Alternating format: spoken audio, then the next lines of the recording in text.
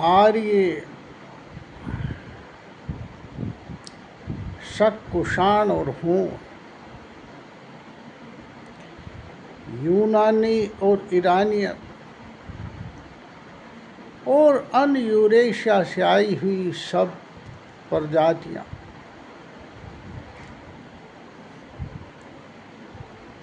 बाहर से आकर भारत में ही बस गए और भारत के ही हो गए।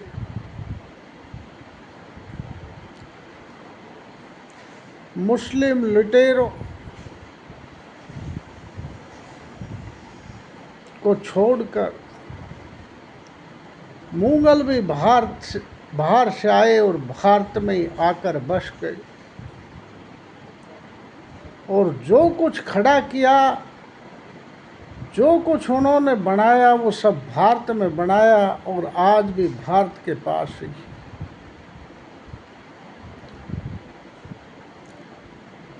परंतु गाली केवल मुगलों को दी जाती है, गाली उन आर्यों को नहीं दी जाती, उन ब्राह्मणों को भी नहीं दी जाती जिन्होंने बौद्ध धर्म को नष्ट किया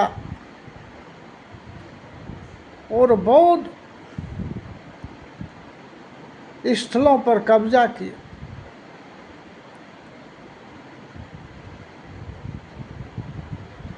गाली अंग्रेजी लुटेरों को भी नहीं दी जाती जो भारत में आए और भारत की अथाह संपत्ति को लूट कर ले गए। केवल गाली मुगलों को दी जाती है, ऐसा क्यों? सत्य तो ये है कि अगर इतिहास के पन्ने उखाड़े जाएं तो ये पाया जाएगा कि आज जो मुगलों को गाली दे रहे हैं,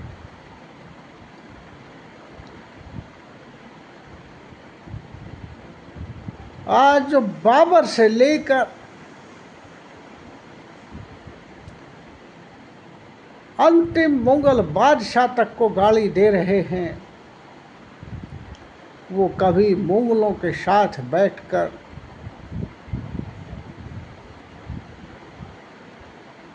उनके गुणगान कर रहे थे, उनके लिए उपनिषदें और उपनिषद लिख रहे थे और इतिहास लिख रहे थे। अकबर को तो पूर्व जन्म में ब्राह्मण होने का इतिहास लिख रहे थे, वे ही लोग आज मुगलों को गाली दे रहे। मुगल तो एक बहाना है,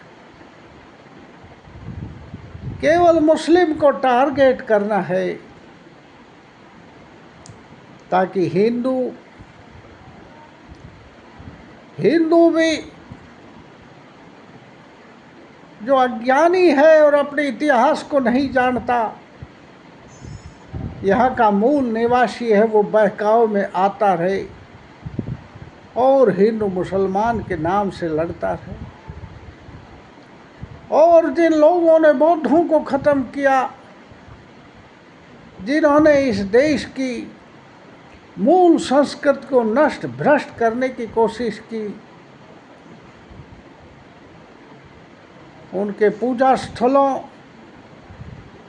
पर कब्जा किया, बौद्ध विहारों पर कब्जा किया, वो आज राष्ट्रभगत बनकर अपने झूठ और सत्य हिस्ट्री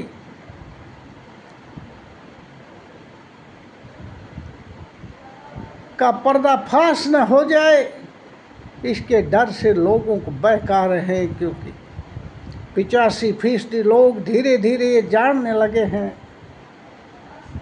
कि बाय डिफ़ॉल्ट वे बुद्धिस्ट हैं, वे बुद्ध के मानने वाले हैं और वो अहिंसा के पुजारी रहे हैं। ये जो हिंसक लोग हैं, जो कभी यज्ञों के नाम से नरमेध करते थे, अश्वमेध करते थे, जीव जंतुओं को मारकर उन अग्नि में भून कर खाते थे, वे आज सच्चे ब्राह्मण हो रहे हैं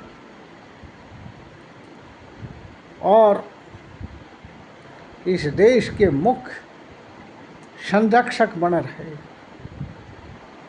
इसलिए मैं कहता हूं कि मूल निवासियों को एक मान लेना चाहिए कि वो सत्य हिस्ट्री को जान लें और अपने अस्तित्व को पहचान लें, और जिस दिन वो अपने अस्तित्व को पहचानेंगे ये देश फिर विश्व गुरु हो जाएगा। थैंक्स, धन्यवाद। Banwarilal Yadav on YouTube channel full of thoughts.